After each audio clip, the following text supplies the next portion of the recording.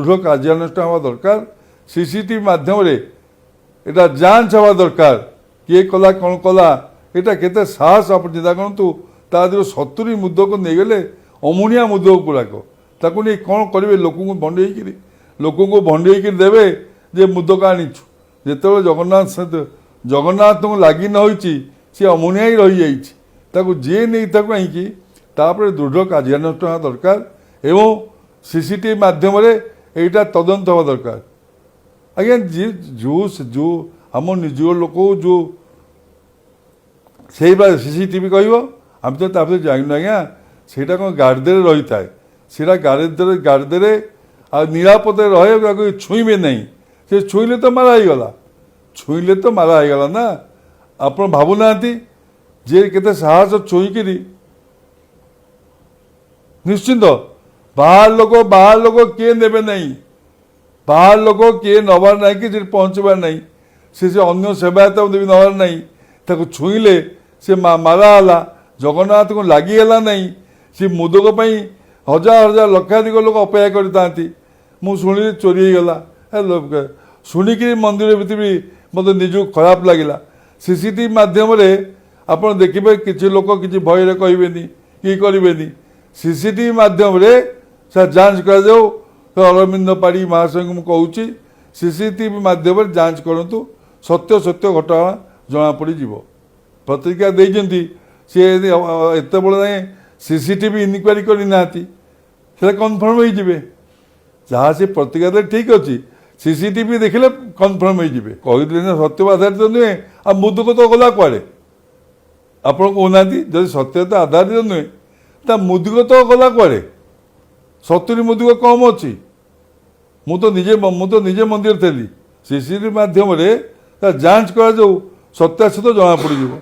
କାହିଁକିନା 70 ମୁଦକ କମ୍ ତା ଯାହା କମିଲା ଯାହା ହେଲା ଠିକ୍ ଅଛି। ଗୋଟେ ଅତି ଅସୁନ୍ଦର ହେଲା କ'ଣ ତା ଛୁଇଁଦେଲେ ବା ମାରା ହେଇଗଲା।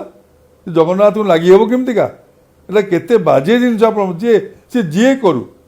ଯିଏ କରିଥାଉ ଜଗନ୍ନାଥଙ୍କ ମୁଦକ ଲାଗି ହେଇନି 70 ଚୋରି ତା ଭିତରୁ ଆମେ ଗଣିଲା ବେଳକୁ ଆମ ଭିତରେ ସେ ଅଛି ବଣ୍ଟା ହେତ ପ୍ରଭୁଙ୍କୁ ଲାଗିଲା ବେଳକୁ 70 ମୁଦକ ନାହିଁ। ସେଇଟାକୁ ମୋ କହିବା କଥା କ'ଣ କି ସେଟା ସିସିଟିଭି ମାଧ୍ୟମରେ ଯାଞ୍ଚ କରାଯାଉ। ଏ ଜିନିଷ ଅନ୍ୟାୟ ଜିନିଷକୁ କାହିଁ ଆପଣ ପ୍ରଶୟ ଦେବେ। ଭଗବାନଙ୍କର ଏଇଟା ଗୁପ୍ତ ସେବା ଗୁପ୍ତ ନୀତି। ଆପଣ ସିସିଟିଭି ନ ଦେଖିକି ଆପଣ କହିଦେବେ ସେ ବୟୋଜ୍ୟେଷ୍ଠ ଲୋକ ବଳଭଦ୍ରଙ୍କ ବାରଗେଇ ବୟୋଜ୍ୟେଷ୍ଠ ଲୋକ ତାଙ୍କର ଜ୍ଞାନ ଅଛି ସବୁ ଅଛି ସବୁ ସେ ଜାଣନ୍ତି।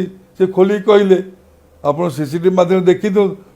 ସିଏ କହିବା ଉଦ୍ଦେଶ୍ୟଟା କ'ଣ ଆଜ୍ଞା ଯିଏ ନେଲା 70 ମୁଦକ ଯିଏ ନେଉ ପଛେ 5ଟା ପଛେ ନେଉ ତା ଛୁଇଁଲା ବା ଛୁଆଁ ହେଲା ସେ କେତେ ଶୁଦ୍ଧ ପୁତ୍ର ଭାବରେ ଆସିଥିବ ଥୁଆ ହେଇଥିବ। ପ୍ରଭୁଙ୍କୁ ଯାଇ ଲାଗି ହେବ ଯେମିତି ଭଗବାନଙ୍କର ରଥଯାତ୍ରା ଶୃଙ୍ଖଳିତ ହେବ। ସେ ଯେଉଁ ପ୍ରଭୁଙ୍କର ଯେଉଁ 10 ମୂଳ ଲାଗି ହେବ ଜଗନ୍ନାଥଙ୍କର ଜ୍ୱର ଛାଡ଼ିବ। ଆମେ ଜାଣି ଶୁଣିକିରି ତାକୁ ନେଇ କ'ଣ କରିବା। ଅମୁଣିଆ ଜିନିଷ ଲୋକଙ୍କୁ ନେଇକି ଭଣ୍ଡେଇକି ଦେବା। ସମସ୍ତଙ୍କ ଅଫିସରମାନଙ୍କୁ ଆମେ ଗୋଟେ ଆପଣଙ୍କୁ ଦେଉଛୁ ଯୋଡ଼େ ଦେଉଛୁ ଦେବା ଏଇଟା ଠିକ୍ ନୁହଁ। ତାପରେ ଇନକ୍ୱାରି କରାଯାଉ। ମୁଁ ଗୋଟେ କଥା ଦେଖନ୍ତୁ ସତ୍ୟାସତ୍ୟ ଜିନିଷ ଜଣାପଡ଼ିବ। ସିସିଟିଭି ମାଧ୍ୟମରେ ଦେଖନ୍ତୁ ସେମାନେ ମୁଦକ ଗଣତି କରି ଦିଅନ୍ତି କିଏ କେତେଟା ମୁଦକ ଦେଉଛି। ନହେଲେ 313ଟା ମୁଦକ ଲୋକ ଜାଣିଲେ କେମିତିକା କିଏ କେତେଟା ମୁଦକ ଦେଉଛନ୍ତି ସେମାନେ ଗଣତି କରି ଗାର୍ଡେରେ ରଖନ୍ତି। ଗାର୍ଡେରେ କମାଣ୍ଡାଣ୍ଟ ଜାଣନ୍ତି ଲେଖନ୍ତି ଏତିକିଟା ମୁଦକ ଆସିଛି ବିଲିକା। ଏଇଟା ଆଜି ସତ୍ୟତା ଆପଣଙ୍କୁ କହୁଛି। ମୁଁ ଯାହା କହୁଛି ସତ୍ୟତା ଘଟଣା କହୁଛି। ଯେତେବେଳେ ପରଦିନ ରାତିରେ ଆମେ ମୁଦକ ପାଇଲୁ ମୁଦକ ପ୍ରଭୁଙ୍କୁ ଲାଗି ଆମେ ପାଉ ଯେ ଶୁଣିଲୁ ଯେ 70 ମୁଦକ କିଏ ତା ଭିତରେ ଅମୁଣିଆ ନେଇଯାଇଛି। এইটা ନିଆର ସତ୍ୟ କଥା କ'ଣ ଯେ ମିଥ୍ୟା କଥା ନାହିଁ। ଗଣତି କରି ଯିଏ ଲୋକ ଦେଇଥିବ ସେ କହିଥିବ ମୋର ଏତିକି ମୁଦକ ମୁଁ ଦେଲି। ଯେଉଁ 3-4 ଜଣ ଦିଅନ୍ତି ବୈଦ୍ୟରାଜ ସେମାନେ ଲେଖନ୍ତି ଏବଂ ମନ୍ଦିରରେ ଲେଖା ଥାଏ। ଆପଣ ଦେଖିବେ ମନ୍ଦିରରେ ଏମାନେ କଥା ଘୋଡ଼େଇ ଦେଉଛନ୍ତି। ମନ୍ଦିରରେ ଲେଖା ଥାଏ କେତେଟା ମୁଦକ କିଏ ଦେଲା ସମୁଦାୟ ତା ଭିତରେ ଥାଏ।